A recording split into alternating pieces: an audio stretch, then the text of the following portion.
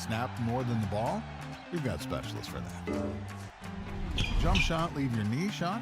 We've got specialists for that. Face down after that face off? We've got specialists for that. Orlin and Cohen's top orthopedic team has specialized expertise and extensive training from the nation's premier programs in sports medicine, knee, shoulder, hip, spine, hand, foot, and ankle. So you can feel better, faster.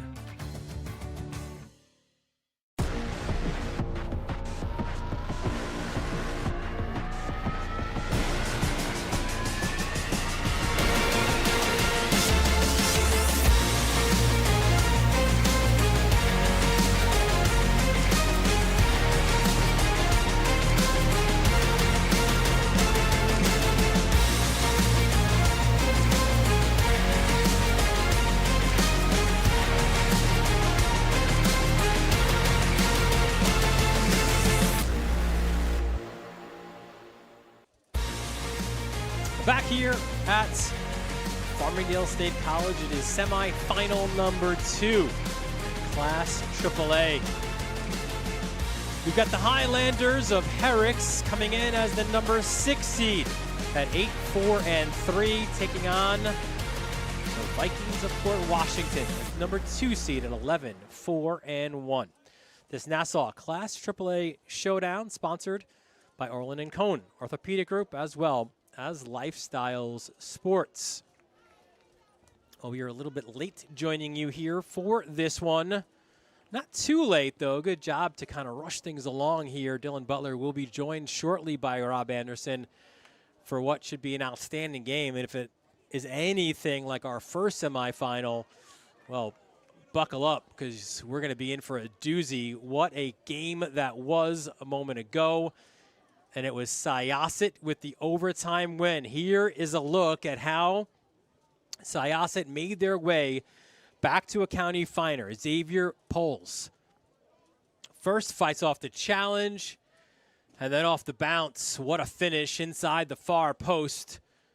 And that was the only goal scored between the 4th-seeded Syosset and number 1-seeded Port Washington. And there you see a live look at our bracket with Syosset making their way through.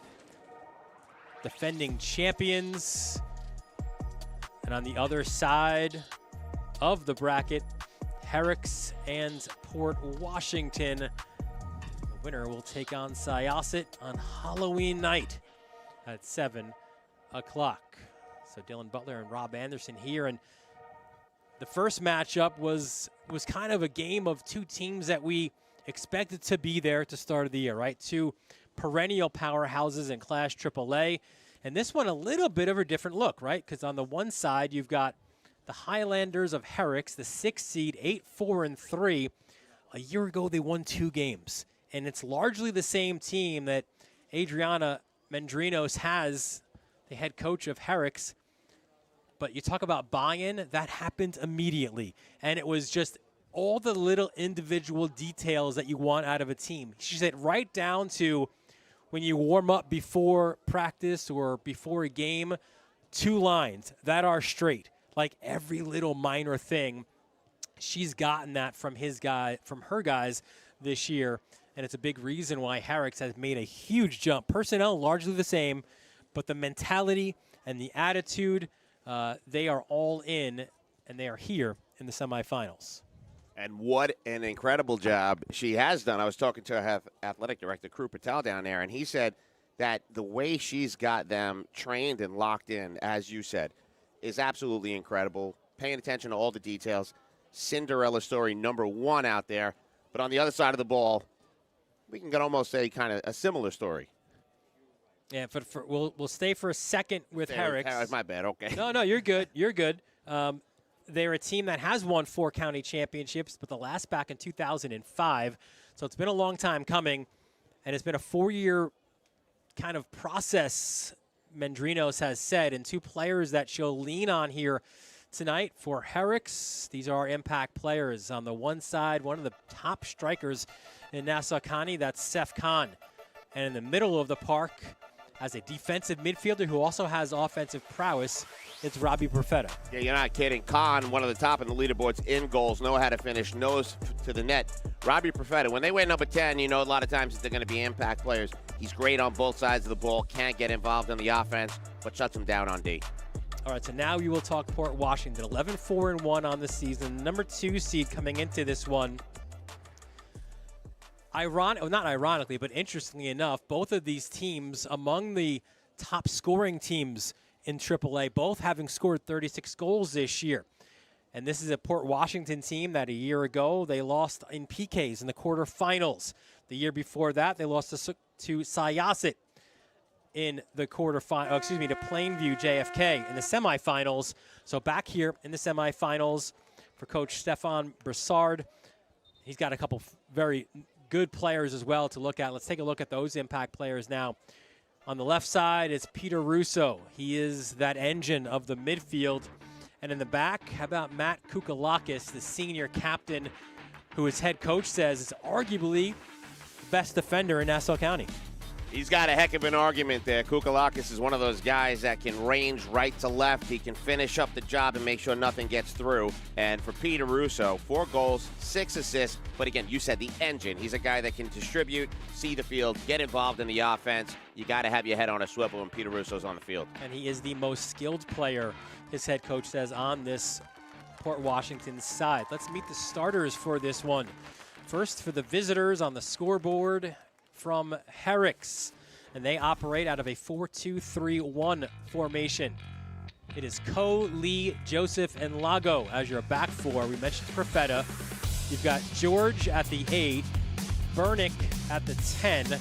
And then up front, you've got Kolega, Coriali as your 2 wingers, and we mentioned Khan up top. And the keeper for Herricks, Braden Haas, number 22. He's an NJIT lacrosse commit.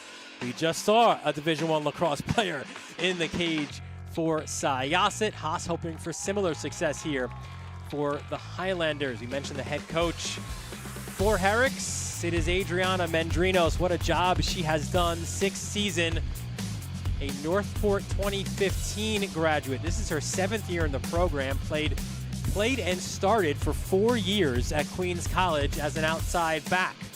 And now you see she has put pen to paper into what has been one of the greatest turnaround stories in recent history in Nassau County. On the other side, it is Port Washington. Let's meet their starting lineup now. For Port, they too operate out of a 4-2-3-1. When we last saw Broussard in the 2023 semis, he had that. I said, are you still, he's like, we're rocking that. This works for us. There's no doubt about it. Your back four of Babayan, Kukalakis, Preda, and Magali.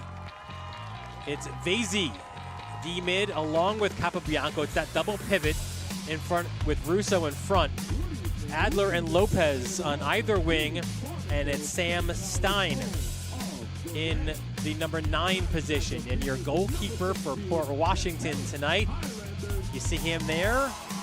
It is Logan Ahern, the junior. Might not be the tallest. Super athletic, though. Makes some terrific saves. Has that bounce in his step that you love to have out of your starting goalkeeper. Head coach for Port Washington, we mentioned before, Stefan Broussard.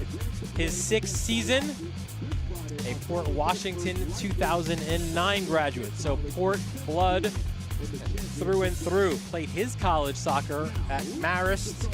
Was a 5-year assistant previously under Dan Fish before, and he was also, Fish was an assistant coach when he played for Port, so a lot of connections there as well for Broussard. So we spoke with both head coaches, right, leading into this one. They identified their keys, and Rob, why don't you walk us through the keys for both of these teams? All right, for Herricks, it's keep our composure. We're new to the show. We got to make sure that we don't show that. Communication essential for this team. It has been all year. They get that from their head coach down. Maintain their style of play, which is going to be technical and moving. For Port Washington, try to limit Seth Khan. They know that he can score. Shut him down. Win the middle of the field. Control, distribute, and take advantage of your opportunities when you have them. Free kicks, corner kicks, got to make them hit the back of the net. Well, Rob, we know Syosset has already booked their spot into Halloween night's championship game. Who will join them? Will it be Herricks to continue their Cinderella story, or will Port Washington make their way back here to Farmingdale State College? Opening kickoff when we return here on the Varsity Media Sports Network.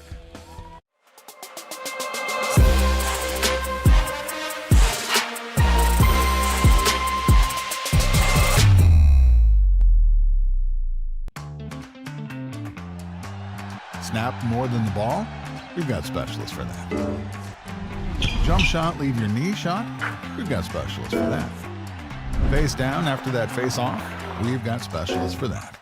Orlin and Cohen's top orthopedic team has specialized expertise and extensive training from the nation's premier programs in sports medicine, knee, shoulder, hip, spine, hand, foot, and ankle. So you can feel better, faster.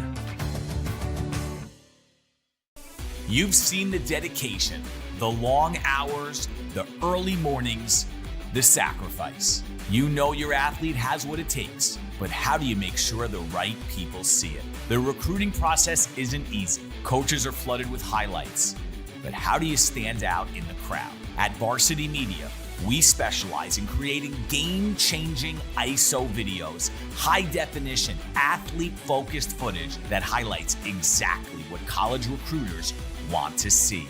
With our up-close ISO video, we capture your athlete's key moments. No more wide angles showing other players.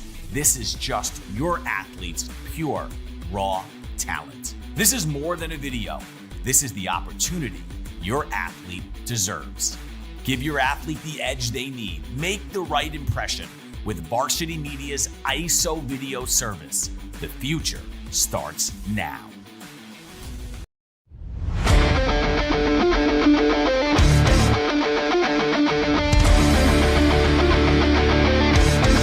He's got room to go. Merrill towards the end zone. Lost his lid. Touchdown! JJ Damo, face on, stay on athlete. Controlling the face-off. That's 3 in a row now.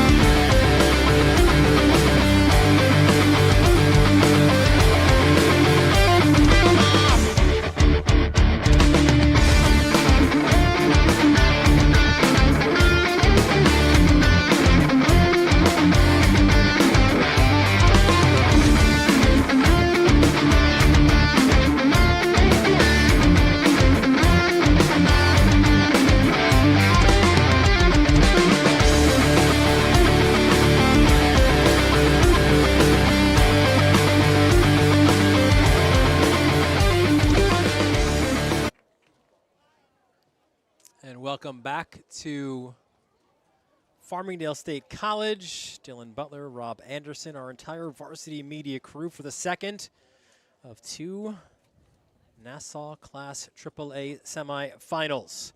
Those guys right there, the Vikings of Port Washington, they are the number 2 seed.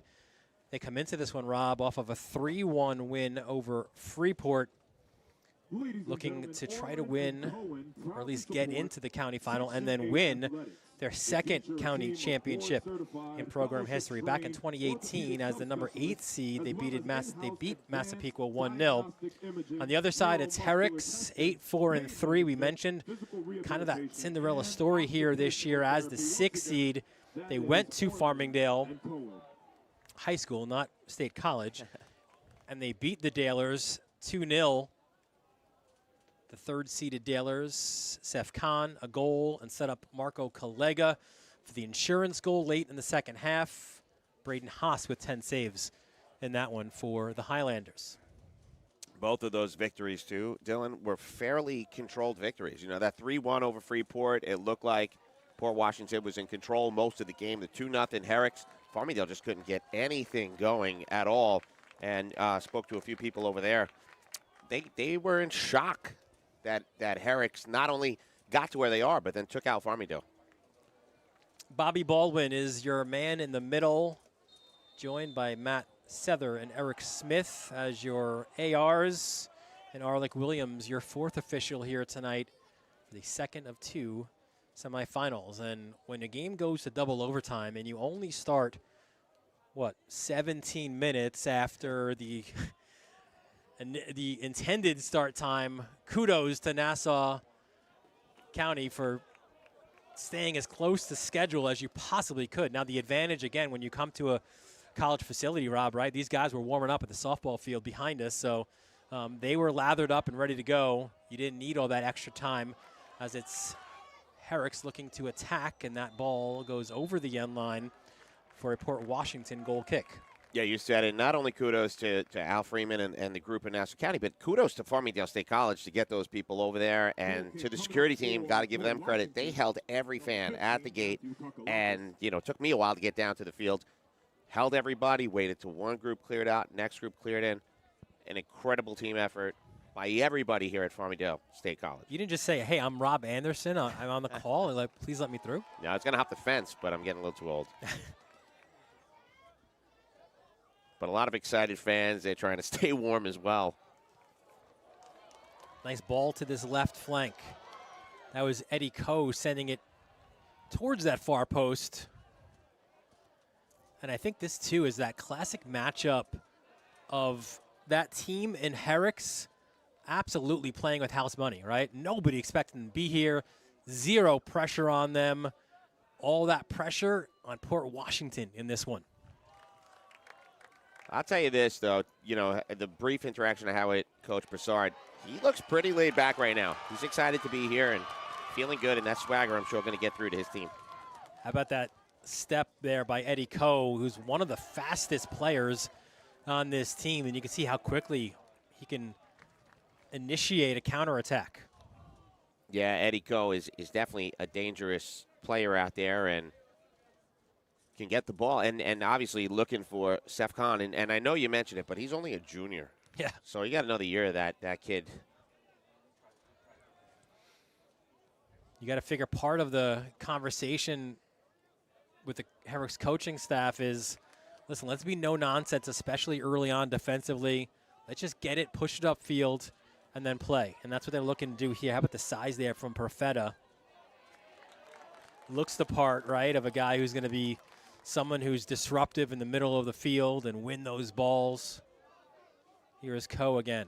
And Robbie wearing the armband. He is the captain, earned the trust of his entire team, one of those guys that they lean on to make decisions out there. George Joseph goes to the far side. Now they'll try to work things more centrally. Jimmy George. I love that on the same lineup, you've got a George Joseph and a Jimmy George. And a foul was called. Jimmy George. Sounds like a steakhouse or something. Jimmy George Steakhouse or Listen, Jimmy George Sausages. It sounds good. Is it open still? Will it be open after the game? Trademark it, yeah. So here's Robbie Perfetta on the ball. I hope it's open after the game. Otherwise, it's going to be 7-11. Perfetta, love the decision. It does sail over the bar, but why not, right? Have a go. Well, they certainly look like a confident team coming out of the gate. Little swagger from the Highlanders. Again, 8-4-3, which follows up a 2-12 season a year ago. And of course, you know, throughout probably the year, but especially after that win over Farmingdale, Vendrinos, and we asked her the question. She said, I've been asked this question a number of times, like, what's the special sauce? And she said, honestly, look, it's the same guy. It's not like we've had a big roster turnover. It's the same guys, just that extra buy-in collectively from them. And that's all it takes, a belief in yourself. They get a little bigger, get a little stronger, do the work in the summer. Here we go. Yeah, good ball play. That was Nico Lopez playing it to this near side and trying to win the corner, but not given Luke Magali, the senior captain, a little bit of that Swiss Army knife out of that right back position. You also saw some speed up there. He got involved in the offense pretty darn quickly. That first step, a blast off. And Herricks looks to play out of the back. And other than like Perfetta, it just looks like Port, right, the bigger team of these two. Especially when Austin Vasey is on the ball. There he was, number 12.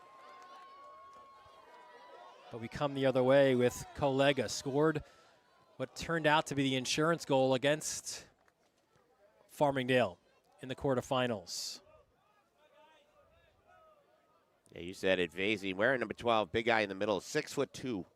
Big target, strong player, good on the ball. And Kolega and Coriali on paper, and on the graphic we showed before the start of the game, Kolega on the left, Coriali on the right, but they both have free reign to switch. They often do. It's all up to how they're feeling out there, and Mendrino says, I give them that green light. Nice touch back to Haas. He takes a touch too, not even feeling the pressure coming. Gets it out, and it is Herricks to possess. That pressure was Sam Stein, another one who just turned on the Jets. They have a lot of burst, this team, and they play aggressively up top. So Stein putting some good pressure on there, following up on that ball. Yeah, they are a team. It doesn't look it out there right now, and certainly the run that they've made to the semifinals, kudos to them, but really missing Luke McNaughton, the senior forward, 11 goals on the year. He's out with an ankle injury that was suffered against Valley Stream Central. But kudos, though, to the Vikings. They've not lost since that injury. So you lose your focal point, your number 9, the guy who scores your goals. They have not missed a beat. In fact, they've actually looked a more dangerous team. Yeah, sometimes you see that team gel. When you lean in on one guy too much, you can just open up. And you know that the ankle injury, somebody asked me the other day, ankle or knee. I think the ankle's the worst. It's 100%. Repeat injury. And especially if you get like a high ankle, forget it. Yeah. I mean, those things never heal. He's absolutely out. There's a possibility, should Port win this game, to maybe get him back out on the field for the final. Of course, Broussard said, if it's up to McNaughton, he's like, I'm playing, coach. It's like, no, hang on. Well, they can call Orlin and Cohen. They'll be happy to take a look at him. Listen, Sunday walk-ins, Orlin and Cohen. And they love their soccer.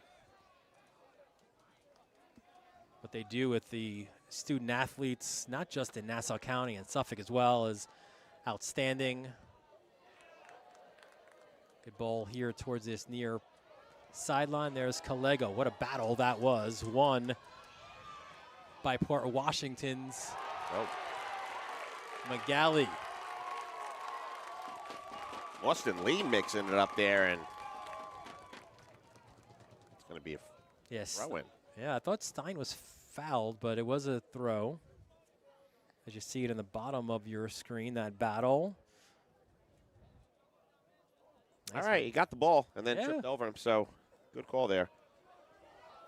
Group of officials we have out here, the younger group is what the other guys will tell you. But, again, an A team out there. Bobby Baldwin in the middle. Nice turn. Now, again, the ball up this right side, looking for Nico Lopez. Lopez to the end line, cuts it back with his left. Service to the near post, knocked away. It'll be a Port Washington throw-in. Some good pressure down there, and we'll see. Port now tilting the field the other way. McGalley to throw. Austin Lee playing very, very physical in the backfield. Port Washington, number 18, Luke McGalley. Got to make sure he keeps it clean back there. McGalley headed out. Rinse and repeat. This time he'll go backwards. That's Kukalakis. Ball intercepted in the midfield. And now Herricks will look. That's a great idea, at least, to switch the field. But Port had the ball back, just at least momentarily.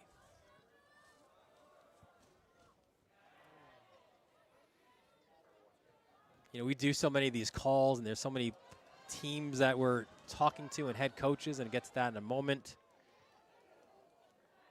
But through really, as there's a push from behind, really the talk among all the coaches is they're like, we're so happy for Herricks and for what they've been able to do. You had a similar story this year with your team as well, and those, you like those stories. Nobody wants to see a team struggle year after year. You love to see that turnaround and then kind of what happens after it. And right now we're watching this turnaround, you know, from, again, a team that didn't make the playoffs to now a county semifinalist. Yeah, you said it, and not only a team that did make the playoffs, but was getting crushed last year. So it is a remarkable story, and I got to say this about the organization. Every coach out there, they really do want to see. They don't want to see teams down. If they see the coaches are trying to turn programs around, they're happy when it happens. I had a ton of support in my conference, on the phone with guys all the time. Our conference coordinator, Matt Princey, Pat Corvetti. I mean, these guys were just so supportive. Dan Kramer. It's great. You have a really good group of people out there. And Herricks is definitely that story. And Madrino, such a great person. Like, she comes in the room and, you know, she's always in a good mood, confident. Well, on our call, right? I mean, she was just so confident and so excited to talk about her boys and her program, and, you know, also gave a ton of credit to Gordon Purdy Jr., her assistant coach. Says, listen, she said, I can train the guys. I'm good at that. He's a better coach than I am. So the two strengths meld together, and, you know, like peanut butter and jelly, right? Makes a great sandwich there. And how humble, right? To say things like you got to recognize your coach's skill sets. Look at this opportunity now for Herricks. That's Cohen on the ball. Service from this left flank. Cleared out by Port. Good step by George Joseph. Well, neither team looks like there's any kind of rust coming into this one a little later than they anticipated. Service into the box. Oh, that's a necessary header, because there were two Herricks players, Rob, looking to head that one in, including one of the most lethal strikers in the county in Seth Khan. Yeah, Khan was ready for it, smack in the middle of the box there, and it got through him, and a great header. And similar to our first semifinal game, right, Rob? These two teams going for it, right? Neither team playing close to the vest. Neither, again, being, both being cautious, obviously, but not overly so. Yeah, without a doubt. And there's a modicum of physicality that you saw in the first one as well. So it's almost parallel, to be quite honest with you. A little more back and forth. Good step by Collego. Sends it in front. That is Khan's foot. Can he save it? He does. Look at that. Wow. Seth Khan, soccer IQ, wins the Herricks corner. And that's just a smart move. You're not near another player. Come in like Kung Fu Panda, get that ball settled down. But then to kick it off the Port Washington defender to set up the corner kick. Take a look at this. Turn. Boop. It's going to be our ball. Thank you. And Profeta to take this out-swinging corner. Good delivery by Profeta into the mix. The header, just wide. And that's what you want to see as a coach, right? You want to see the delivery and then the execution. Even if it's not on frame, you never want to see those chances just kind of go awry or go over players or not make it to the first post. Yeah, you got to take advantage of the set pieces, and that one certainly gives promise for future set pieces, as it was just wide of the net. Logan Ahern did play it well, though. He was right on that post. Knew where it was going. Now the ball served in. Good clearance by J.P. Prada. A senior who just in these last 3 weeks, Rob, has earned his spot into the starting lineup, which is a terrific story to say. There's always opportunities. That's why every practice is important. Every opportunity to step on the field is important. Maybe you come in as a substitute. Maybe you're coming in for 5 minutes, 10 minutes. But if you can, you still have that opportunity to earn a start even late in the season, as Prada has. And it takes a collective team mentality to even allow that to happen, to have a comfort level, because guys do get, comfortable in their spots, and you got to sometimes just tip your hat to somebody who beats you out. Man, we've only seen Eddie Coe play for like 15 minutes here live, but how much fun is he? And you could tell how much of a fan favorite he is as well, right? Once he starts bombing up this left sideline, this crowd goes wild. Splitting defenders. Look at this run into the box. The service and that clipped shot. That's a dangerous one. At first glance, you thought, oh, he just shanked it. But now you realized Ahern had a lot to do there, Rob. He certainly did, and you know, that ball gets up in the bright lights, and it was on such an angle. And then you had Cohen right on top of you, I believe. Take another look at it. Chipped up in the air. And yeah. Spin on it. And Cohen there for the second effort. Good hand-eye coordination by Ahern to not only knock it down, but then jump on top of it. And now some possession out of the back. Joseph goes to the far side. Bryce Lago, your right back, junior, first-year starter. He and his brother Roy play like true Spanish players because they are from Spain. They go back every summer. They play there.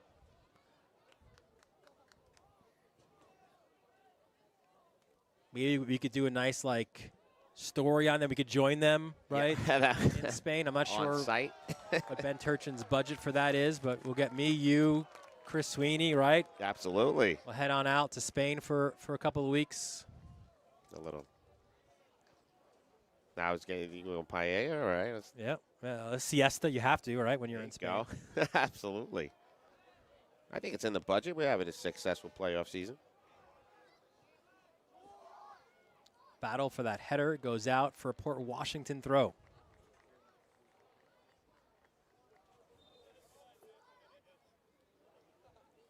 And our first substitute of the game, as it'll be Nico Lopez checking out for the Vikings and making his way onto the field. It is Luis Reglageno, the junior, really fast, hits a great ball. And a lefty, Reglageno, so see if we get a different look there. Here he comes again. Every touch, man. Eddie Coe. He's almost like Herricks' like son, right? Like the former Tottenham great, now playing at LAFC. Here's Profeta.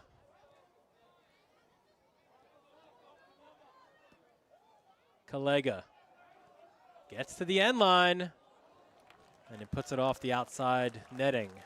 They are getting some very interesting looks down there. You had the header that just missed wide. You had that high fly ball that almost tucked under, and now one that was a little bit wide on a tough angle, but they are getting near the net. These aren't just shots that are errant and missing by a lot. And, you know, the story that we mentioned before the start of the first semifinal, it also rings true for this one. Both of these teams, why not them, right? Like, it's a wide open AAA this year. You see everybody kind of beating each other. So Herricks, yes, the other Cinderella story going year to year, but, you know, why not have an opportunity? A little turn there by Profeta. Runs into about 3 or 4 different Port Washington defenders. Quick clearance as Port looks for something in transition. But steady Eddie defending by Austin Lee. Yeah, Lee got the jump on that ball, but again, I complimented him early. Sam Stein just had a motor going. He's not letting anything up, looking for something to maybe go wrong back there and take advantage of it. But he is chasing up on every shot, and that's what you want out of a guy up there. These teams, Rob, met in the regular season. It was a 2-0 win for Port Washington.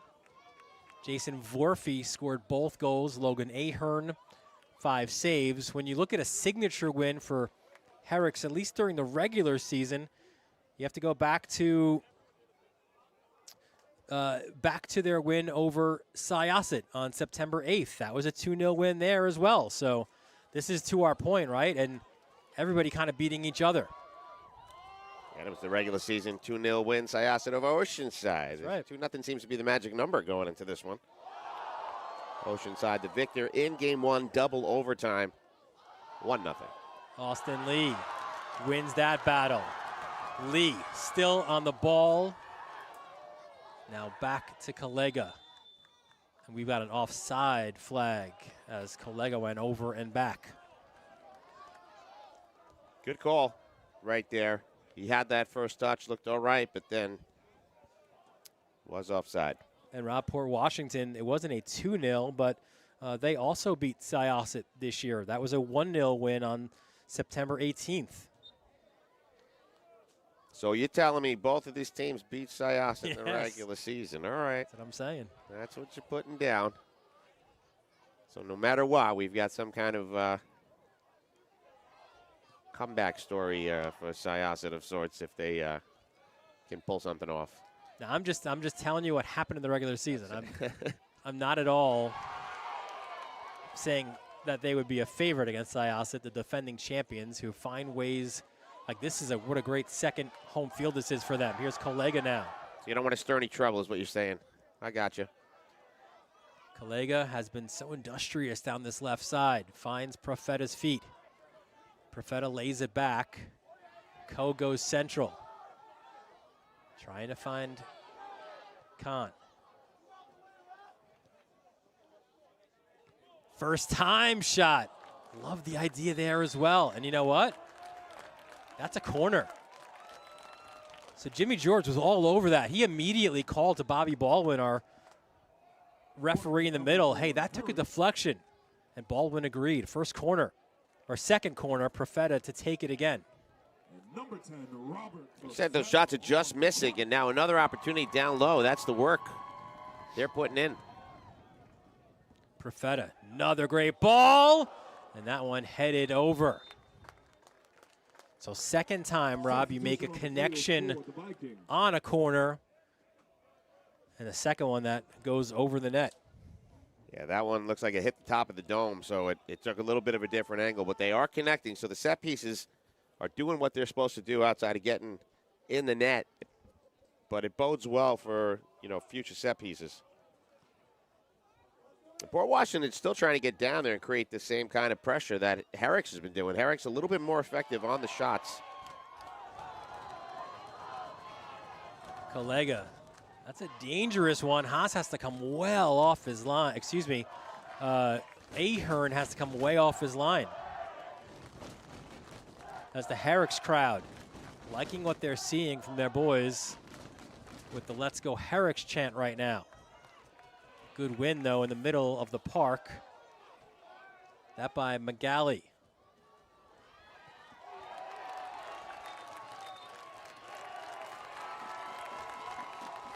And Austin Lee again, right? This is a kid, a senior, just fearless, so great in the air. His partnership with George Joseph, and you always want it, right, out of your center backs is so good. Lee's that guy who's going to be up in the air, and then George Joseph slides in and steps in and recovers for him. Yeah, you said it. I mean, I think that's the trademark of Lee right now. He is all over the place, uses his body, throws it around, fearless on the ball, and for his size can go up and win 50-50s just based on his brazen attitude. Reglageno tries to take on two defenders. Gets the ball back. Reglageno plays it on the turf. The turn by Russo. Fires it towards that far side.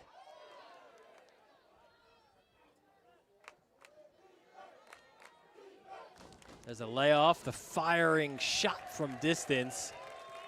Well wide, but really the first look at goal in this first half for the Vikings. And all of it started with a strong play by, again, Sam Stein. I keep saying this. He had a nice push-off, created some space, got ball control right outside the 16, and then they moved the ball around well, finally kicked it out, and got a shot.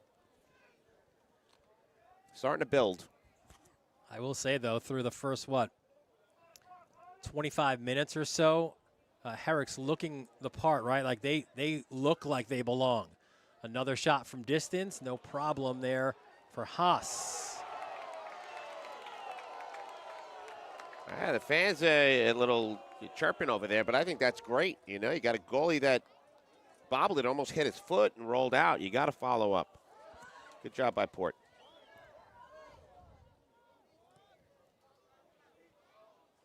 Kukalakis sends it out, throw in for Herricks.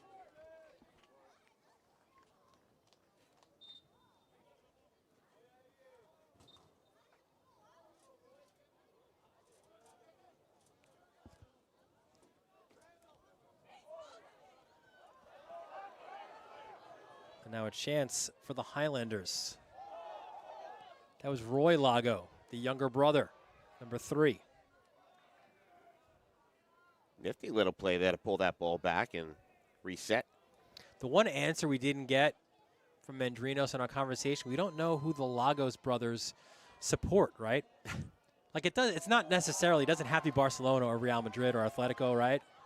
Could be another team, we're not sure though. I don't know. I think I'd hedge my bet. Barcelona. Well, the thing is, we don't know what part of Spain that they're from, Fair. right? So Fair. you might be supporting your hometown team. As it's a throw here for Port. Well, if they advance, you got a question to ask. Yes.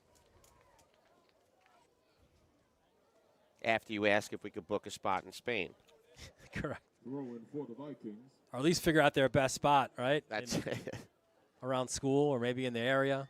yeah. That we'll take that. Yeah, We'll that'd be take close. that. That's That might be probably in the budget. That's probably more in the budget. Here's Magali. He's playing with fire there as he's got Cohen right on his hip. They've done a good job, Port Washington has, at making Cohen uncomfortable, marking him up as best you can, trading off who covers him. And you like your odds there, right, too, where the ball was served in to 2 defenders with Cohen. That's a dangerous one back because you had some pressure coming from Kolega.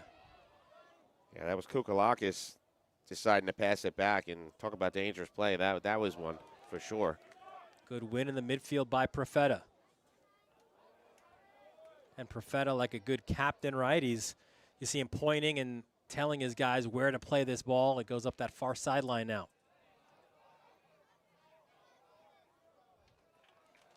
Goes out for a Port throw.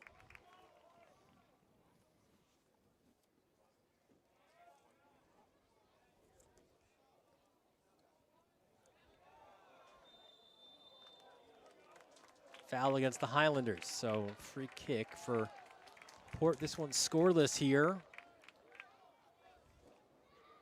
That's a good call right there. There's been a lot of slide tackles. That one a dangerous play, the foot up in the air. So a free kick, and you had pointed out in the other game, sometimes you need this just to create space and start, getting some pressure up top. Port Washington hasn't had too many offensive opportunities as far as pressure goes. 16. This perhaps could be an opportunity. Good ball served in. Haas is there, bravely jumps up and grabs that ball. He's got a little moxie to him. That's the second time Haas has gone into a Port player and said, this is mine, not yours. I could use my hands. Yeah, early to like mid-season, dislocated his pinky finger in practice. Made his way back. Absolutely amazing against Farmingdale. 10 saves in that game. Usually on the weekend, he is the kicker of the Herricks football team as well. There you go. One of the brave things we have to do as coaches is when you go on and mention, have a guy be a kicker for a football team. If he's your keeper, you kind of sit there like, couldn't you pick somebody else, coach? I got a few guys on the bench with a great boot. Throwing for the Highlanders. The throw into Perfetta's feet, plays it back. Once again, their crowd getting loud. Slide tackle, perfectly timed. And if I will say there's maybe one, maybe the, what's the word I'm looking for? The kryptonite a little bit, maybe in Herricks, a little loose in their tackles. And that could come back and prove costly if it's in the wrong part of the field.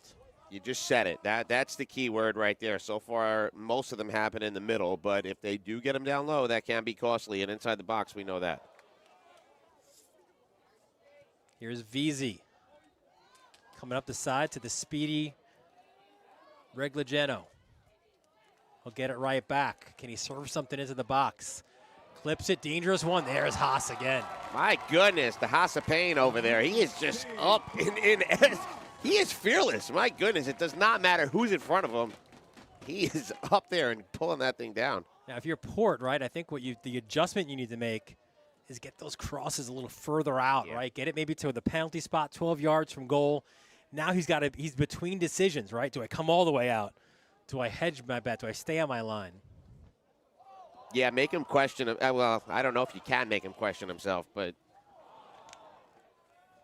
without a doubt, maybe to open it up a little bit more, maybe catch him out. See what happens, but so far. Listen, man, you could see why these two teams, two of the highest scoring teams in Class A this year, both with 36 goals apiece.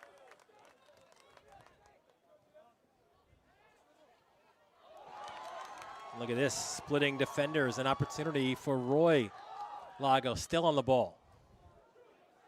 Plays it far side, onto the ground, into the box. Good turn. Another corner, yes sir. This the first one from that corner flag, so we'll see, and he will, Profeta, to take this one again. Yeah, it's the third one now in the first half. The first two were dangerous. Yeah, they're connecting. We'll see how they do from this side. Maybe a little more dangerous. Interesting, too. Do you see where I love it. Eddie Coe is standing, right? Something maybe recycled or headed out. He's ready at this near touchline. Absolutely love that. Ball served in, headed out, and a foul called against Herricks. Mentioned before, the winner of this game to take on Syosset, the 4th seed, the defending champions. They needed overtime to knock off the top-seeded Sailors of Oceanside. So Syosset back in the final, which will be played on Halloween night.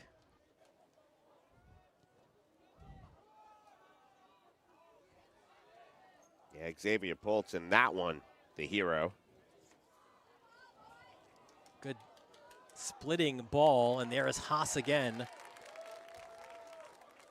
Like a cat pouncing off his line and smothering that ball.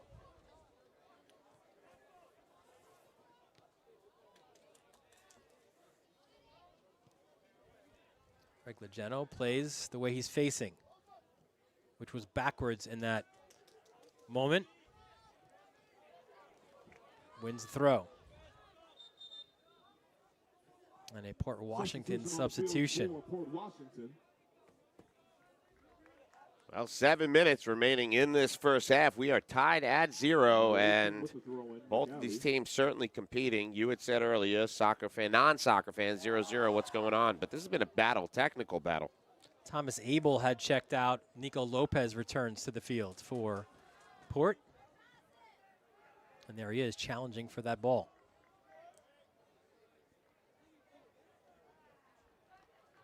And he's a guy you want out there. He's got some size, 6'1", good frame, good target.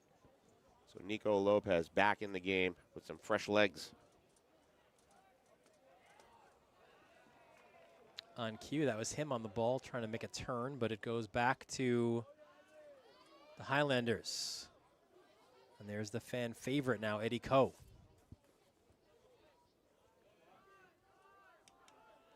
George Joseph looks to switch fields. Good battle on that far sideline. Now it's a Port Washington throw. So a little bit in these last maybe 2 minutes, little lull in the action, right after kind of a frenetic pace and opportunities on both sides. This is a bigger field than most high school teams play on, but not Port Washington. And Stefan Broussard thought maybe that could potentially be an edge for the Vikings. They're one of the few high schools that don't have that track around their turf field, so they make that field as wide as they possibly can. So now when you come to a field like Farmingdale State, you feel more comfortable. Without a doubt. I was going to say, it's a cool setup they have over there in Port Washington when you drive in there and where the field's located. But it certainly is a wide field. But again, both of these teams under the bright lights in Farmingdale, 54-degree night, no wind. This is fall soccer. This is playoff time. Nico Lopez tried to clip his service. It stays in. He'll get the ball back. Now looks for options. Switches fields.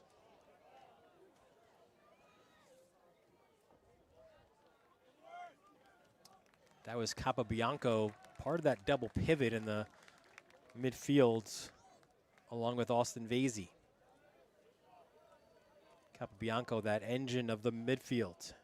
He's everywhere. He'll track back. He'll win tackles. He'll move up the field.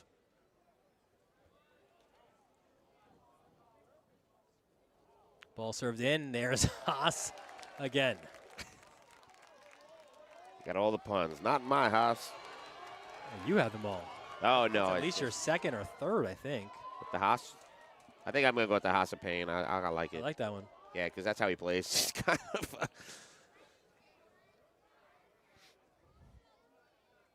you know, you have, as a coach, and I'm sure as a, you know, in every way, there's players you bond with the minute you see him, and that keeper is one that I just love the way he plays. It's just this brave, fearless. Here's Lopez.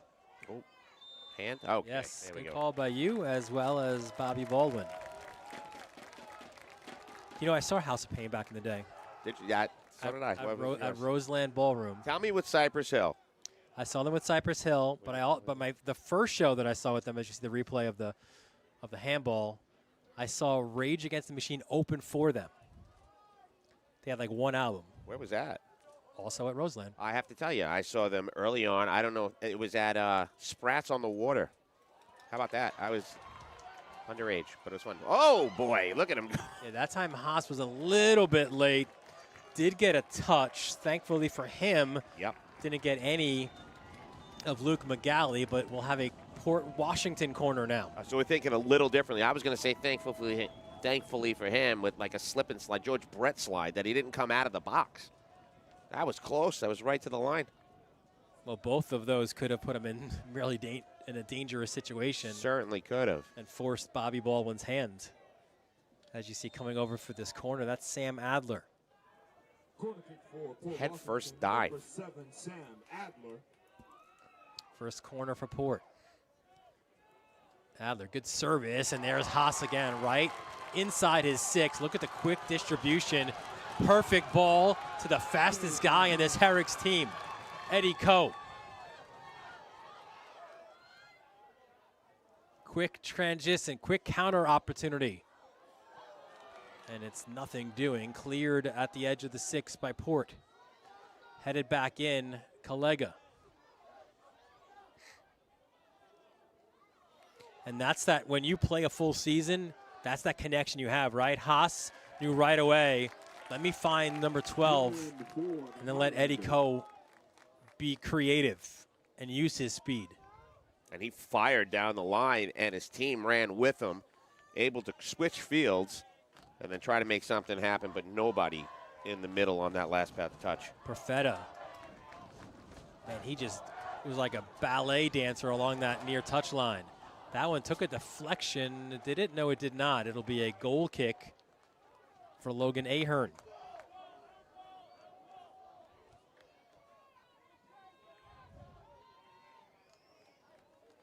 Sefcon was a little frustrated on that one. He thought that the touch was, he wanted it somewhere else, but that was a tough pass.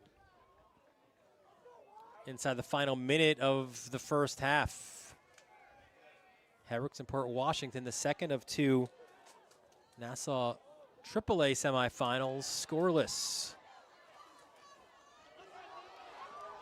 Look out. Oh, a dangerous one. Khan comes away with it. 1v4. Sefcon saved by Ahern. That's one. If you are Port, you're like, all right, hang on a minute. Can we please locate where Khan is at all times? Yeah, right. That's the truth. That one put on net, and it had a little hop to it, so a good job by Ahern to just make it look really easy, like he caught it on a fly, but that hit the turf first. Good clearance at the final 5 seconds. As this game, like the first semifinal earlier this evening, will go into halftime scoreless, but it was an entertaining opening 40 between the Highlanders and the Vikings. And jump around, everybody. Ladies and gentlemen, It is the Haas of pain. He's in effect, y'all. And we get a couple of those looks. That one tipped, didn't even notice, but a nice job getting up, and he's got a vertical. And there he is again, sliding out, sacrificing his body for his team. Scoreless here, halftime. It's the Nassau AAA semifinals on the Varsity Media Sports Network.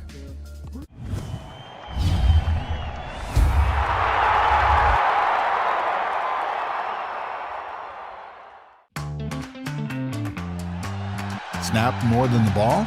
We've got specialists for that. Jump shot, leave your knee shot? We've got specialists for that. Face down after that face off? We've got specialists for that. Orlin and Cohen's top orthopedic team has specialized expertise and extensive training from the nation's premier programs in sports medicine, knee, shoulder, hip, spine, hand, foot, and ankle. So you can feel better, faster. Parents, your support means everything to your athletes and to us at Varsity Media. To help us continue bringing you the best YouTube coverage of high school sports on Long Island, we invite business owners to consider a sponsorship on our broadcasts. If you own a business, consider a sponsorship for your athlete's team. It's a great way to show support, gain visibility, and keep the coverage going strong. Join us in making a difference. Contact Varsity Media today to learn more about broadcast sponsorship opportunities by emailing ben@varsitymedia.net. High school sports fans, Varsity Media is the exclusive live stream partner of Nassau County Championships. To live stream fall, winter, and spring championship events, head to varsitymediapass.com to order. Now accessible on smart TVs. Varsity Media is your home for the Nassau County Championships.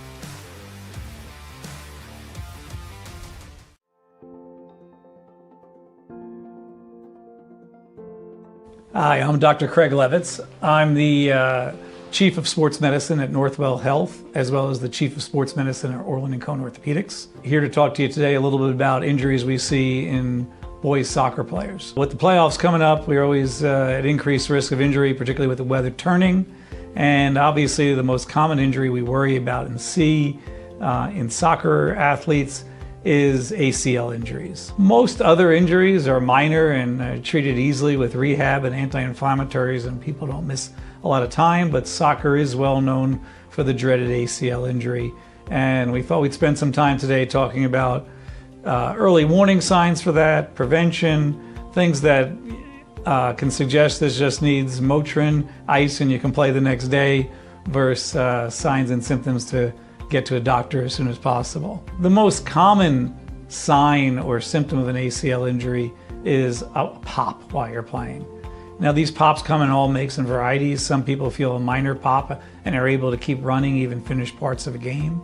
Other people go down on the field and it's a significant injury. And then a lot of people are somewhere in between. But when a knee pops, 90% of the time it is the ACL that tears. The ACL actually just explodes, it doesn't tear, and the popping is you're hearing it exploding. In the absence of a pop, or even if you hear a pop and you think you're okay, there can be a whole host of other alternatives that it is. And it's really whether that pop occurs and how you're feeling the next day. The curveball being that even with an ACL injury, you can feel fine the next day and still tear your ACL. Because the pain is from the bleeding, and you can tear it and not have much bleeding because they come in all makes and varieties of severe tears and minor tears. Generally, if there's not a lot of swelling in your knee looks like your other knee, you can run without pain, you're probably okay, and working with the trainer and taking some anti-inflammatories is fine. On the other hand, if you're having increased pain or swelling when running, that swelling is often blood, and that would be highly suggestive of an injury, and that's where you should highly consider seeking an orthopedic's attention as soon as possible. When I grew up, you had to rely on the orthopedic surgeon's hands. Now, in all of our facilities, we have an MRI readily available. Our firm belief is treating high school athletes like professional athletes. It's very rare you see someone come off the professional soccer field or football field with an injury and they haven't had an MRI the next day. It's already reported in the paper before right after they have had their injury. We treat high school and college athletes the same way. If they get hurt, we want to be able to send them back onto the field safely and quickly. The high school season is short, it's 8 weeks. It's very easy for a doctor to say, sit out 4 weeks while we see if this is anything significant. But we would rather do an MRI right away and know exactly what is going on. So it's not dangerous, we can get athletes back onto the field as soon as possible. Unfortunately, some people do have the dreaded ACL injury, and the only treatment for that is surgery. However, with newer techniques, people are getting back quicker and earlier, and it's no longer the career-ending injury that it was when I was a child. But now, I would say 99% of our athletes are back on the field within several months, playing and participating as good as they ever were. So to sum up, in the future, if you hurt your knee, A, listen for the pop. That's a sign to see the doctor right away. B, if you're able to run and there's not much swelling and everything's fine and anti-inflammatories make it better, you're probably okay. But if there's any question at all, it's very easy to get a quick MRI and know things are good and get back out there.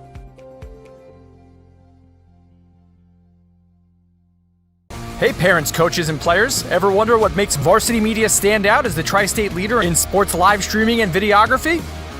If you're looking to optimize your sporting event, look no further than Varsity Media's coverage. Since working with them over the course of the past 4 years through the Elite 5 New York City Football Showcase, their coverage has helped take us to the top. Varsity Media does an unbelievable job in terms of the broadcast, backgrounds on kids, do a great job of exposure from top to bottom. I couldn't really say anything negative. It's been a great couple of years that we've been working together, and it's just fantastic. Well, I'll tell you, the fact that you guys are here has helped grow it, really. I mean, Varsity Media has been a good partner with us now for the last couple of years. That brings this game to a much broader audience. The level of detail and that you go to, I mean, obviously the announcers, the camera angles, the slow motions, I mean, you feel like it's being covered by, ESPN. If you'd like to book with Varsity Media, reach out at 516-403-2050 or email ben@varsitymedia.net. Now is a great time to book a sportscast with Varsity Media. What sets our sportscast apart isn't just the quality of our production, it's the knowledge, passion, and professionalism that our announcers bring to every game. There's Merrill. Oh, look at a fake by Merrill. There's the spin again. Gary Merrill is not human. Touchdown, St. Anthony. Profeta!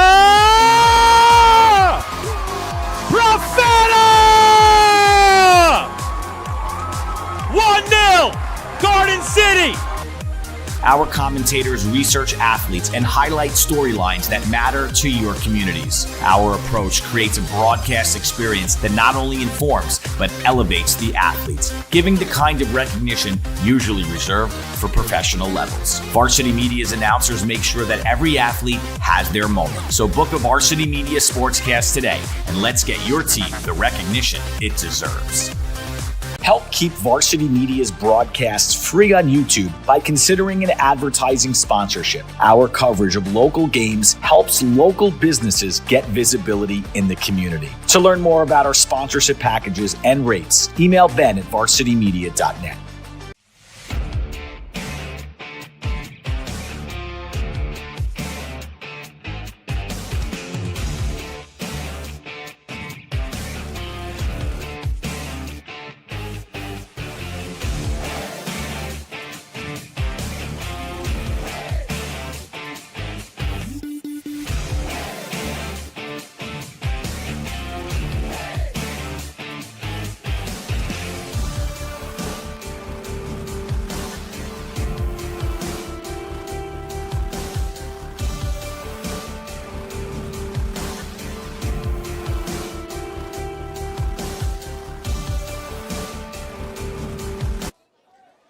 We welcome you back to Farmingdale State College. Dylan Butler, Rob Anderson.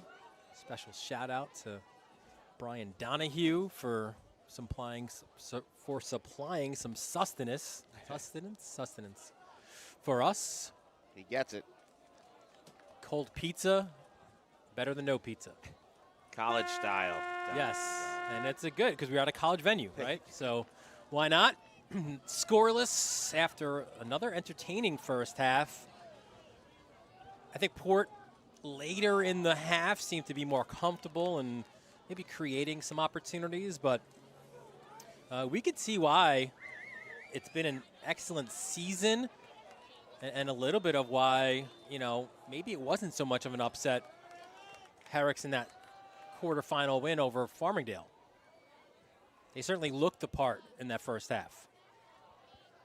They certainly did. They brought some pressure down, and it's mostly been counterattack for Port Washington, which is probably not what was drawn up. But, again, we've seen the tilt in the field. We'll see how this thing goes in the second half, what Port does as far as adjustments goes, and Herricks. I mean, Herricks, what do you say? Keep doing what you're doing.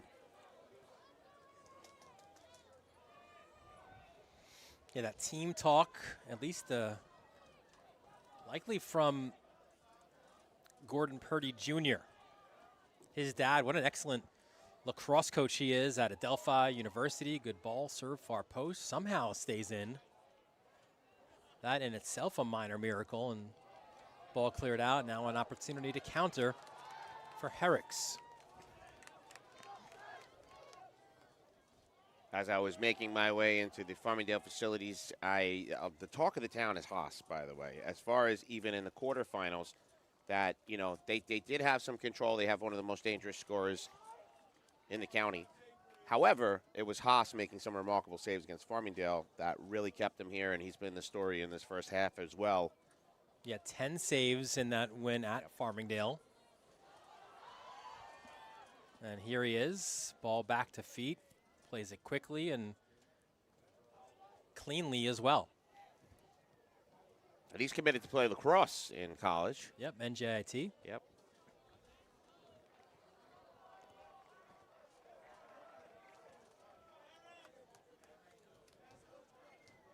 So you said it earlier, these lacrosse goalies coming up big today. Yeah. In the first game, it was Josh Weisenfeld playing really well. One of the reasons why Syosset has found themselves back into the final. Josh will stay on the island, and he'll play his college lacrosse at LIU. Braden Haas will head over across the bridge to NJIT. So do you think after watching AAA, the Nassau County Coaches Association for soccer might get in touch with lacrosse and start doing some kind of training for both sides? And these guys that just look great. They're tough as nails. Yeah. Wouldn't be bad. I mean, we have a great relationship with Breakout Goaltending Group. You can certainly reach out to those guys. That ball out for a goal kick for Haas.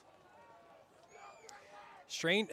You wouldn't think it, right? Like, you watched 40 minutes of Haas there, right? If I told you that he doesn't play soccer outside of school, what would you say to me? It would be very hard for me to believe that he doesn't play soccer outside of school. There are, though, every year for some reason it feels like in practice you'll see a kid who never played keeper sometimes get in there and you're like, what happened? Where'd this come from? And they just have this bravery. But he looks like I think it's more the distribution, not the saves. I've seen kids make saves like that, but the decision he makes telling me it's surprising that he doesn't play soccer.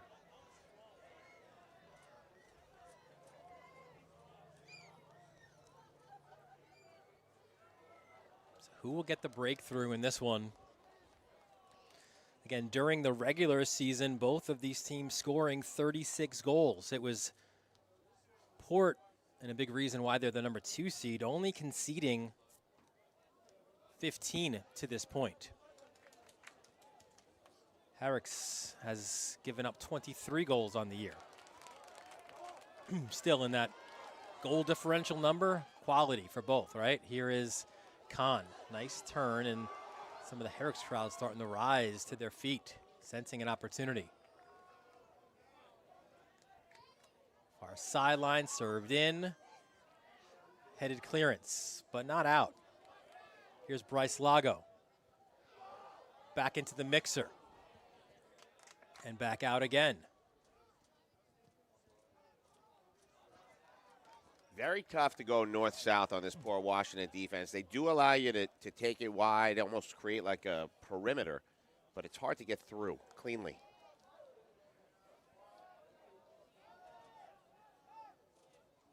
The scene will shift to Sunday afternoon, so a quick turnaround for the broadcasters at least, and our technical directors and camera people, as here's Khan in the box.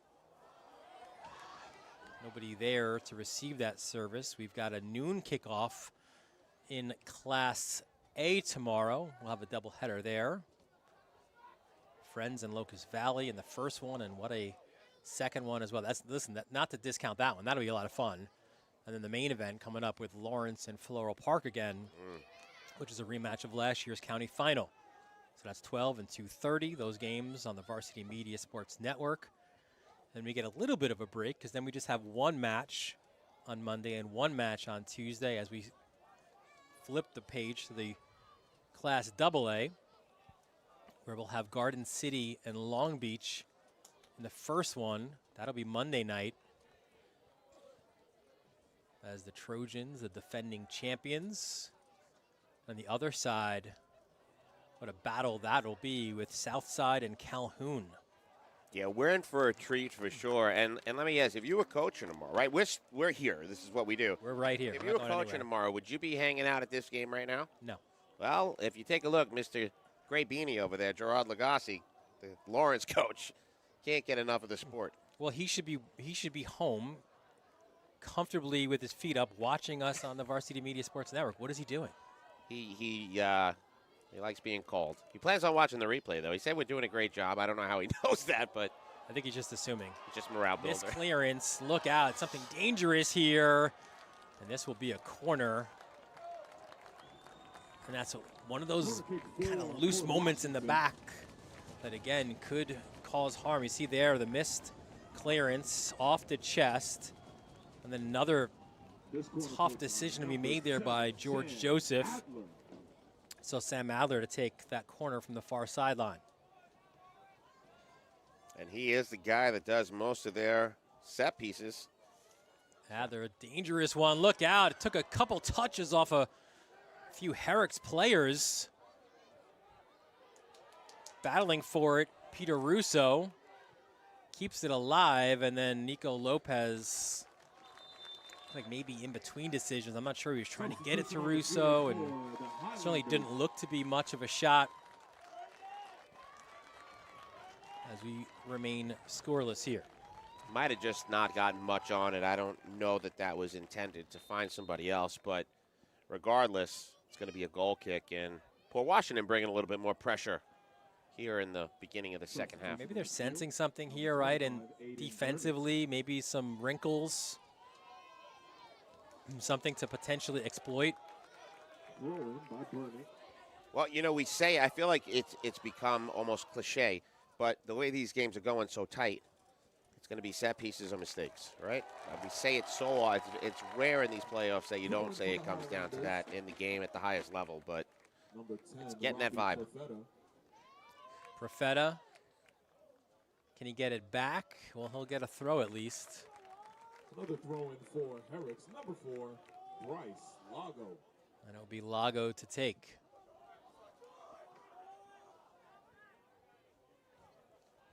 Lago, good ball in the box, looking for a head, and Ahern quick off his line.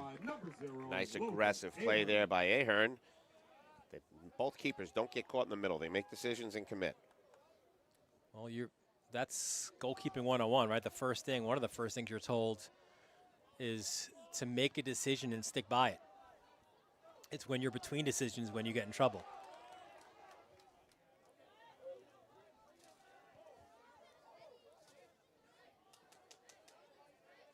Some possession now from Herricks.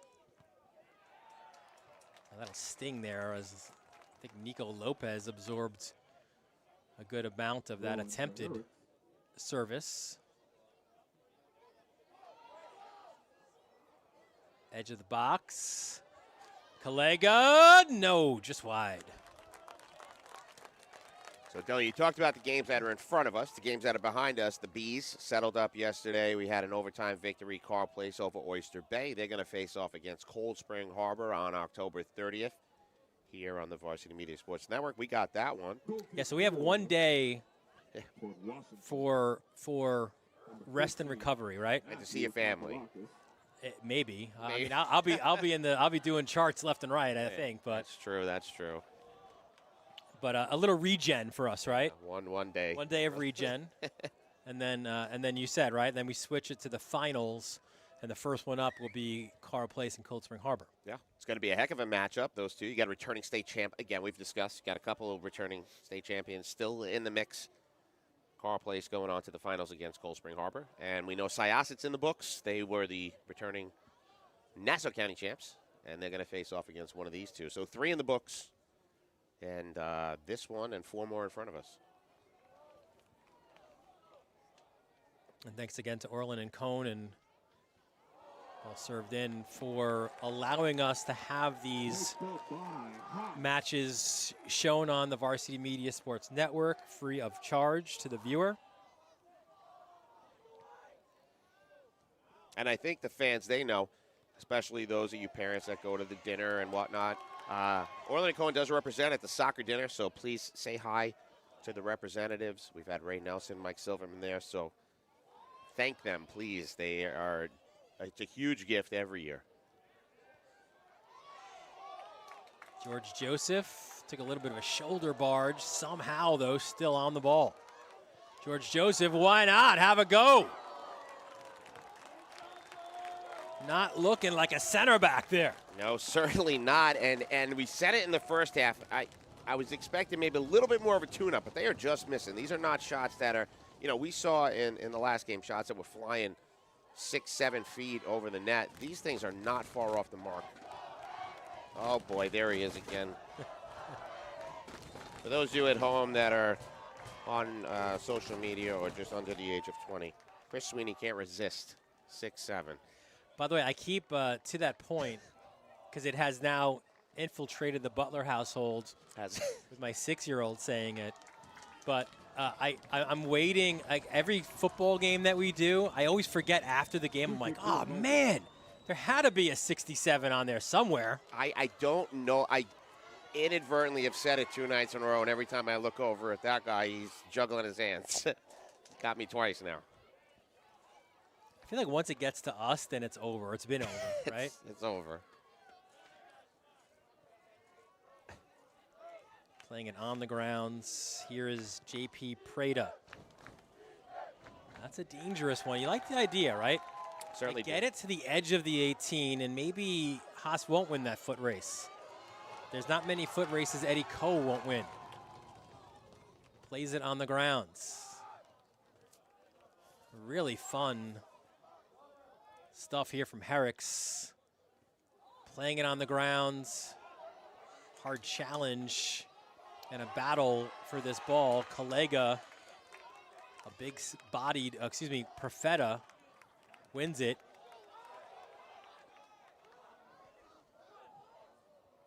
And now miscommunication there. And unlike kind of Oceanside, right, where it seemed like everything was trying to get to the center forward, here, as good as Seth Khan is, and he's an excellent player, they're not relying just on him. They're trying to find different ways to score. It's a really good point. Honestly, I'm not even looking at it that way, but now that you point it out, it is. A lot of teams just rely on that guy. They have double-digit goals, but they certainly mix it up. And they're taking shots from wherever they can. Yeah. From any position as well. We've seen a center back, right? We've seen others step up. Herrick's crowd not liking that call from our official, Bobby Baldwin. An excellent crew here as well for game number 2 of the AAA semifinals. Bobby Baldwin is in the middle. Matt Sether and Eric Smith on your 2 Lions. And then Arlick Williams, your 4th official. Those guys are always the coldest because they're not moving around too much. They're just in the box over there. And the 4th can bundle up, though, a little bit. That is true. Right? That's a good point. I will say this, though, on my walk-in, because you started something now, Mr. Talking on Air. Bobby Baldwin wants a referee in here, and so we've got to have the conversation. They're all about it, by the way. You put it out, and they are reeling in. What a flicked header, and right into Haas's Hands. In the wheelhouse. Well, then I'm gonna volley one back to the officials because I heard it straight from Mendrinos. She said poor Seth Khan would have probably another 20 goals if he wasn't called offsides. And she said, you go back and you look, he's not offside. He's just so fast. Is that right? So I said, why don't we get VAR? Right? Yeah, that was the other conversation. Yes. Referee Baldwin doing a game at Villanova said he had it, and he's like, I've done some Hofstra games. They have it in the collegiate level. They have the iPad over in the sideline. Yeah, I've done it with the volleyball, St. John. You see it more and more in the college sports now. It's pretty much a regular thing, but you're on page with. I think you and Baldwin need to connect. All right, Bobby, we'll sit down. We'll have a cup of coffee. We'll figure it out. Yeah, he wants somebody in the booth. He's all about it. He's so excited about it. And I spoke to Denise. They're on board. Might have something going here. Varsity Media bringing a whole new element, a whole new angle.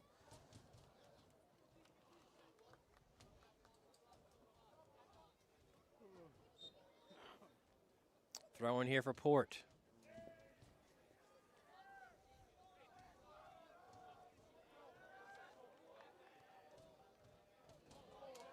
Ball goes centrally, and good win, an opportunity now for the Vikings. Here is Russo on the ball. Plays it to his left to Adler.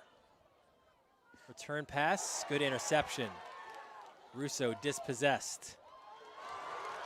And look at the space now for Herricks on this counter. They play it wide to Khan. Their crowd stands in unison. Khan over the net. I'm good with the shot.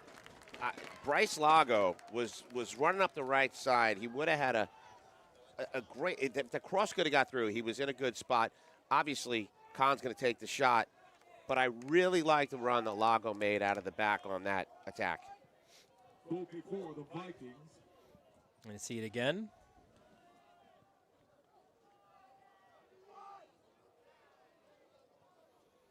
As Khan, a few touches, gets it to his right peg. And a good recovery run to intercept that pass. That was his brother Roy Lago.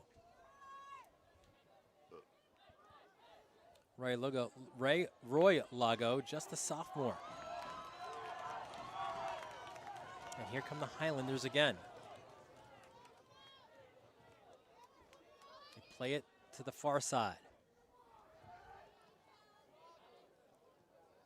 Now the switch, George Joseph. Good interception by Adler. And it's Russo. Gets the return pass. Russo drags his defender, tries to then make a cut on him, gets the ball right back.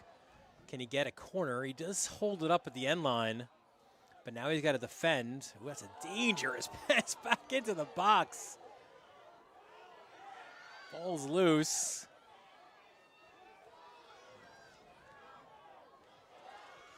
Here is Russo now.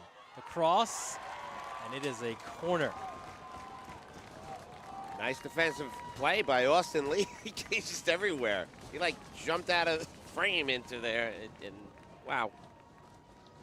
Take a look here. Nice pass, getting it out wide, and then all of a sudden out of nowhere. That's that recovery speed, the closing speed, right? Incredible. And the just having the cognition to be able to touch it and get it out off the keeper. I was going to say wherewithal. That's what you were looking for as well. Russo, back post. Clear it out. Now can Herricks get something on the corner, on the counter, excuse me. Bursting up the field. Khan wants it to feet. He gets it there, but that's not where he wanted it, though. He pointed to the outside. It came inside. As a result, he's dispossessed. The game now opening up a little bit, Rob, midway through half number 2. Certainly is, and like you said, Kukalakis was able to get that one. It's a back and forth. He got in front and got it away from Khan, and that's part of the game back there for Kukalakis. Keep away from Khan. That's a lot of alliteration right there. Keep Kukalakis, keep away from Khan. I got it. Yep. Yeah, it's quite a lot of Ks. Ball played the feet and cleared out. A throw in here for Herricks.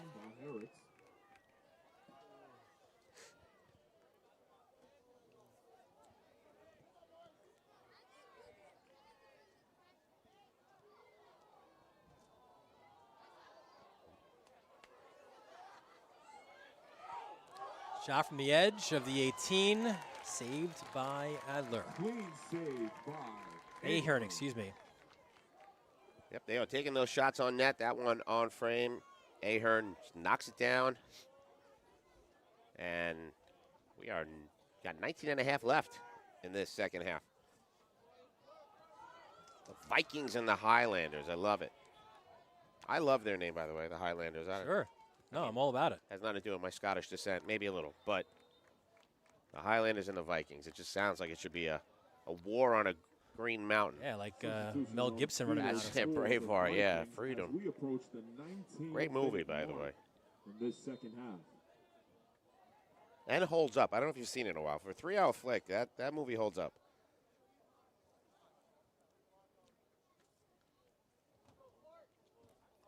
We'll have another throw now for Port. 11-4-1 on the season. The number 2 seed and the highest seed remaining. With Oceanside, the top seed, being knocked off by Syosset in double overtime. Goal kick for Herricks.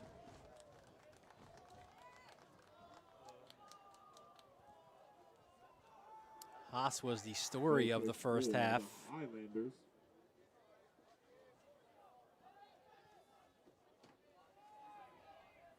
Plays the feet. We have seen Herricks throughout this game, Rob. They play out of the back. Everyone gets a touch. Everyone's comfortable, it seems like, on the ball. And I think they build so well. I think Khan was so explosive, and Haas has made so many saves. The narrative sometimes is easy to look at both ends, but they're doing a lot in the middle. They belong here. Right. And look what they're doing here as well, right? They're going sideline to sideline. They're making the field wide. And long, playing it. Yeah, they're doing a really nice job playing back, getting better as the season goes on, and that's what you want out of a team.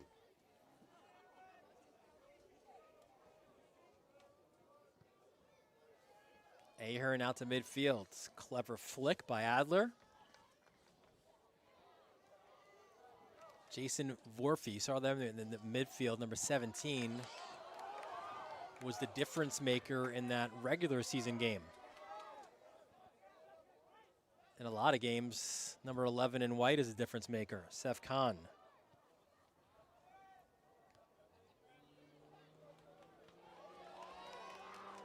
And you look at his numbers, you're like 14 goals, 5 assists. Maybe it's about him, it's not. He's very unselfish, and in fact, you look back in that quarterfinal win, the opportunity was there for him to score that second goal, right? He got the first. Instead, he saw that Collega was the better option, so he played the ball to Collega, who got the finish and made sure that Herricks made their way here to the semifinals. Idea for that through ball was almost dangerously executed well, but again, Herricks defense stepping in. Russo gets it back. And it'll be a goal kick for Herricks. Substitution for Port. Stefan Broussard trying to find those pieces of the puzzle, right? You coaches always are trying to find the right connection and the right time and who can make a difference. This is a Herricks goal kick. And they do have the luxury of having they've made a few substitutions in this game. Herricks less. But yeah, Coach Broussard, and Coach Broussard's wife is the varsity coach over in Port Washington on the girls' side. So it's a soccer family trying to get it done out there, and I'm sure it's got to be nice over dinner, just bounce some ideas strategically off one another. Or you may be either that or you just don't talk any soccer at all. That's the deal. Completely off the table. You put your kids in ice hockey instead or something, yeah. It's On the other side, Mendrinos was a team captain as a senior at Northport. Her Tigers that year went 16-2. Went on to Queens College, a starter for 4 years for the Knights in Division II as an outside back. And has again made that connection with Gordon Purdy Jr. Played at Adelphi himself.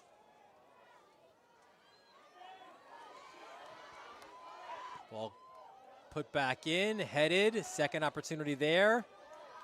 Ball still loose, edge of the 18. Russo clears.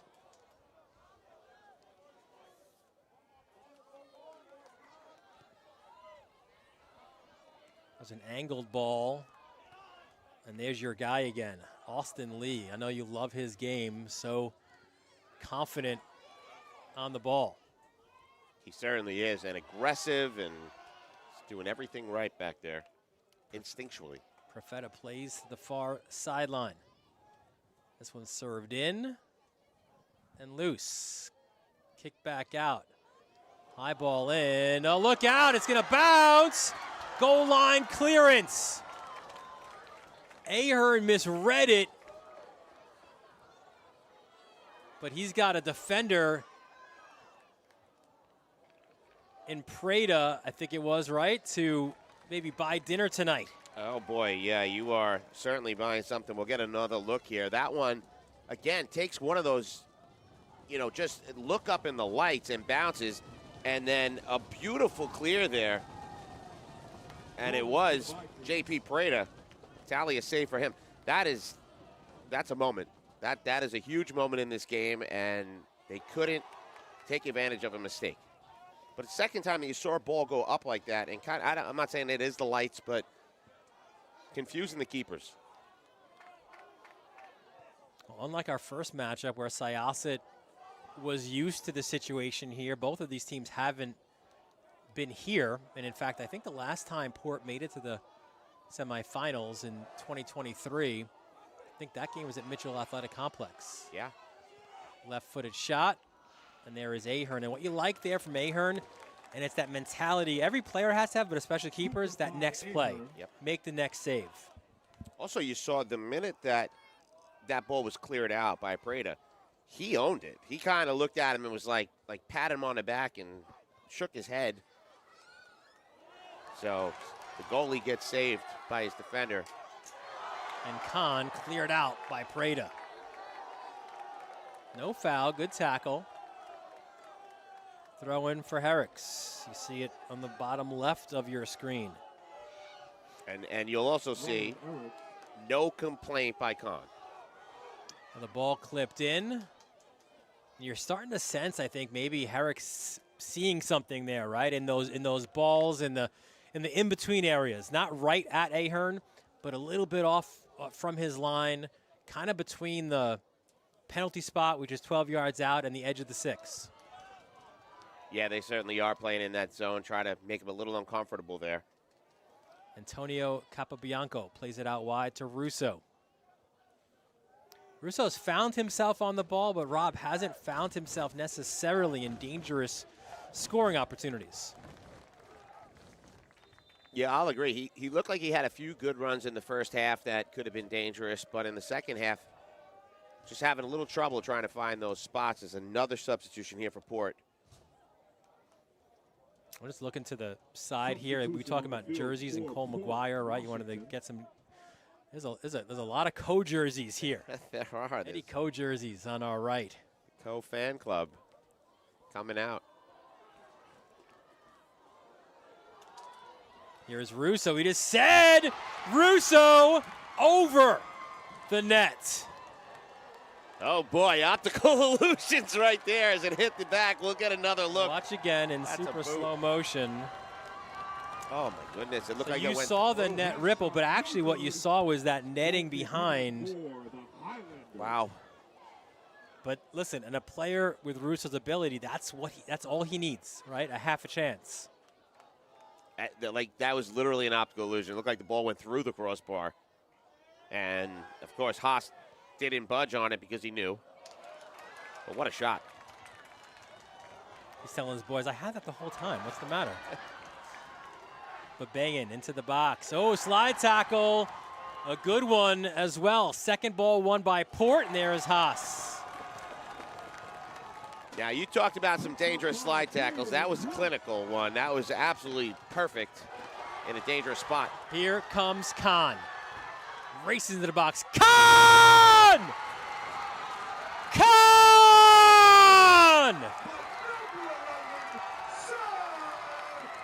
What a shot! You can do it! That was incredible. Oh, my goodness. With under 10 minutes, Khan gets the break on it. He sees the left side open, takes the shot, boom, Shalaka right in the corner. And Aher, no shot on it. That's a high IQ shot right there. And look at Khan get the love in the corner. Seth Khan. Goal number 15 on the season. And that was a goal scorer's shot, Rob Anderson. Perfectly placed, side netting in the run of play. Outstanding shot by Khan. That's exciting. That is a highlight reel right there. And you said it, you know, they might not be trying to feed him and look for him, but he is going to find and pick his spots. So a little bit of a stoppage as they'll reset the clock. As Seth Khan, goal number 15 of the year, scored and set up Marco Collega in that 2-0 win over Farmingdale.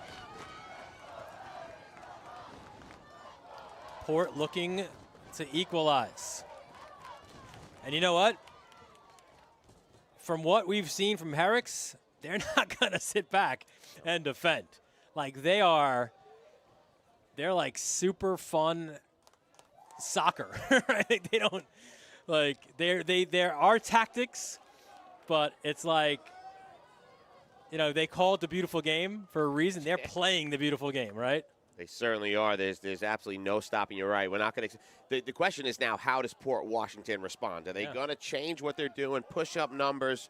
9 minutes left. And to your point, where have we seen Herricks the most dangerous? On counter opportunities. And those emerge even more when Port pushes numbers up. So that's the yin and yang of this game of ours. Certainly is. And Dylan, I'm very curious to see how Coach Broussard handles this and how the Vikings respond. Goal kick for Haas. You know, just earlier saying that a lot of times the story is Khan up top and Hassan in the Haas, but it's absolutely incredible. These two guys are putting on a show, but a lot of things being developed in the middle. But the guys you expect to get the job done are getting it done. What a goal. Now Port Washington has 8 minutes to find the response. And again, a team that operates out of a 4-2-3-1. Will we see a change of tactics? Will we see maybe that extra player push forward? Here is Adler. Tough win back by Aiden Bernick. And Khan, look at Khan sliding back, challenging. Ball played over the top. That's a push in the back. Oh boy. Yeah. And a push in the front. A little heat, and Bobby Baldwin, I think he's stopping the clock here. And will we get our first booking, or will it be a conversation among players? I think it might be more the conversation, which you'd like to see. And Eddie Coe's like, hey, no problem, my bad. It's all love. I like that. That's your warning. You just got it. 7:17 left. Don't do it again.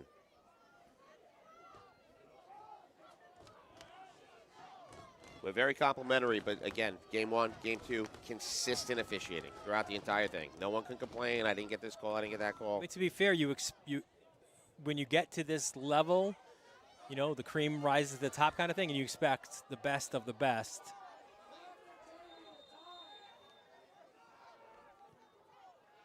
Clock reset to 7:30, by the way. Yep. Didn't stop immediately when Baldwin crossed those hands over the top, or his arms over the top, making that X signal. Not for Xavier Poles. You took it out of me. You stole that one right out of my brain.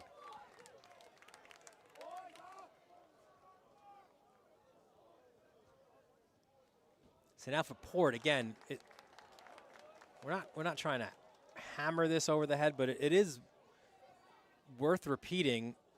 Like your version, your Seth Khan, he's injured right now. That's Luke McNaughton, the senior with 11 goals on the season. You know, so now you've got to find that other player, right? And it's been a collective. You look up and down their lineup, and the goals have been coming from multiple sources, right? Russo with 4, Adler with 5, Sam Stein with 3.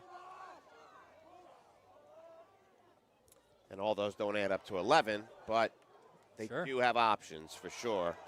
And it was right when you called Russo out, he had a nice shot on net. Oh, boy.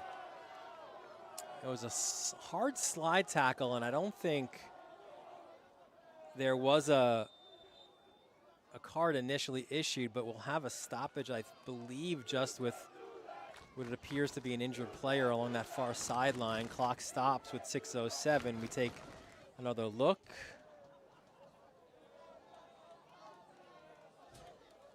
As you saw the challenge. As Kukalakis with the challenge for Port. Was it Coe that was taken out there? I don't think so. Well, they're back in action. Nobody off the field, so we play on. 6 minutes remaining. Flick on. And now we're seeing no-nonsense defending from Herricks. Throwing by 13, Sam Stein. Stein with the throw-in. It's loose in the edge of the box. It pinballs around. Still loose. And finally cleared. Nervy moments for the Highlanders as that ball caromed around dangerously. Couple swing and misses, but finally cleared. And now this throw-in just what the doctor ordered for Herricks. Herricks, Highlanders. And Baldwin will stop the clock. There'll be a sub coming on for Herricks. They are the team with the lead. But it's 5:14 remaining. Supposed to be under 5. I'm not sure what's going on. A man down. There we go. Okay. Okay. I was going to say, so folks at home will explain that part now, right? Under 5 minutes left. If the winning team subs, clock stops automatically. Poor Washington can sub away, but you cannot delay the game with injury or substitutions. The referees will use their discretion to stop the clock and begin it.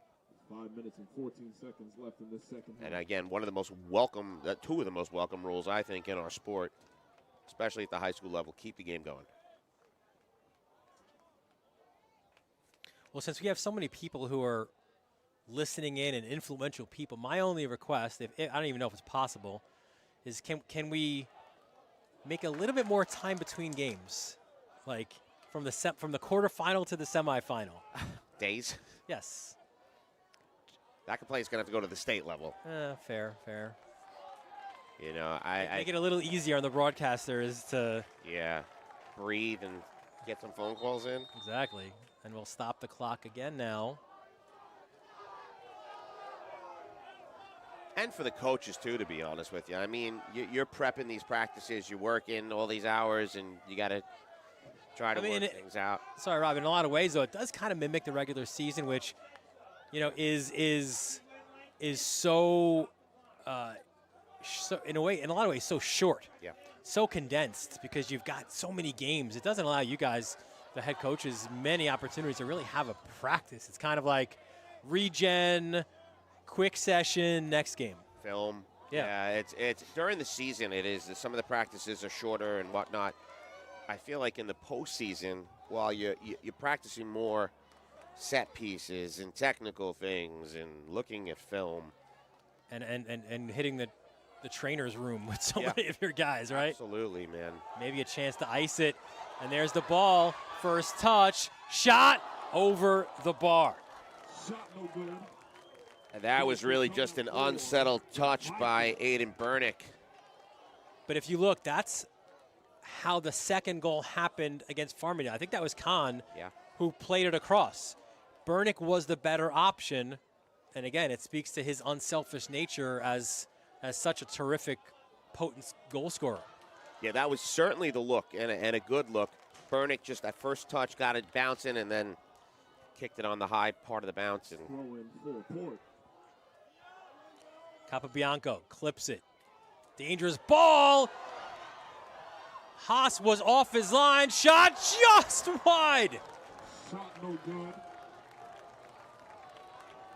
Oh, Jason Vorfy. Herricks. He was the hero in the regular season. You saw Haas there come off his line. Vorfy off the chest, off the outside of his foot, and just wide. We go to the other side. Burnick to Profeta. Burnick in the box. Burnick stops looking. Can he get a shot off? Burnick still on the ball. Tries to win a corner. Nothing. Good defending by Port. But this will go out. He had an opportunity for that shot. He had a look, and that window closed quickly. It closed very quickly. Much like the window in our press box will close quickly when this game is over. Here is a play back. Ball served in, and Ahern there. Now, do you continue to shoot if you're Herricks? I mean, we've seen this. Or do you just try to get it down low and pin it? I think you just, honestly, like, it's unconventional thinking. I think you play as you play. Do what you do, yeah. Right? This is us. And here comes Profeta. Profeta in the box. Profeta barreled over quickly. Baldwin says no. We play on. Inside the final 2 minutes. Profeta, he's got to find the way to get himself up. He is lying inside the 6 right now. Yeah, he's got to get out of there. That's more a frustration lay down than an injury. He's got to get back on side. Well, he's going to say right now, I'm not in play. In the box. Frantic moments for both teams, and the ball played up the far side. Some numbers now for Port. Look at the recovery by Eddie Coe. Still, though, Port with the ball. And Haas. Ooh, he's got to be careful.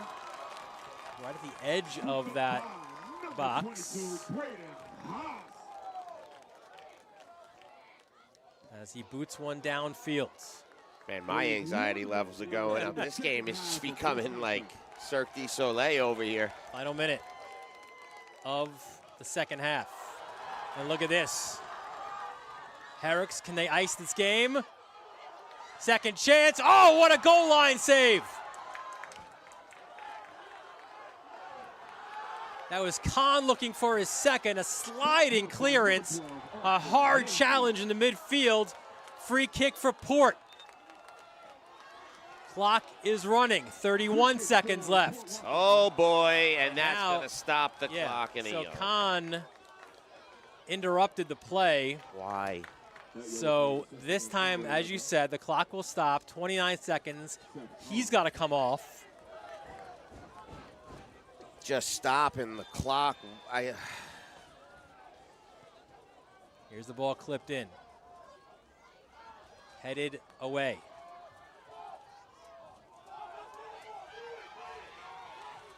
Port's got to get this ball into the mix. 14 seconds left. Off the chest, 7 seconds. The Herricks crowd will count it down. From 2 wins a year ago, the Highlanders of Herricks High School are county championship bound. 1-0 victors over Port Washington. And look at the celebration. We won't even be able to get much of it here, but their fans with some heads. They've got W's on them. What a moment for Herricks. This magical season continues. The slipper fits. Cinderella is going to the final up against Syosset. This is a tremendous story. I mean, I'm speechless. I mean, an incredible effort. There were so many moments in this Dylan Butler that it could have gone either way. There's the head coach. Look, it's all hugs. It's all love. Her boss, Crew Patel, telling me what a great job she's done and supported her, and she supports her team. Great story. So many chances both ways. So many chances both ways. But it's a beautiful shot by the star of the team. And there he is, Crew Patel. Look at that, right on cue, giving her a big hug. He's like, a raise is coming your way. Yeah. I put in for it. So great job. Congratulations, both teams, on getting here. And for Herricks, the Highlanders moving on. For Port Washington, their season ends at 11-5-1. The number 2 seed. So tonight, Rob, and it wasn't really so much the upsets, because we said at the beginning that it could be any team in the AAA to win it. But we've seen tonight the number 1 seed and the number 2 seed out. So we'll have that maybe unconventional 4 versus 6 county final, at least when it comes to the AAA. But what a moment here for Herricks. They improved to 9-4-3, and they are bound for the county championship on Halloween night. Trick or treat, huh? What a treat for us when those two teams will face on Halloween night. This game needed a winner. It needed a hero. And Seth Kahn, Rob Anderson, delivered. Races into the box. Clinical finish. Far post.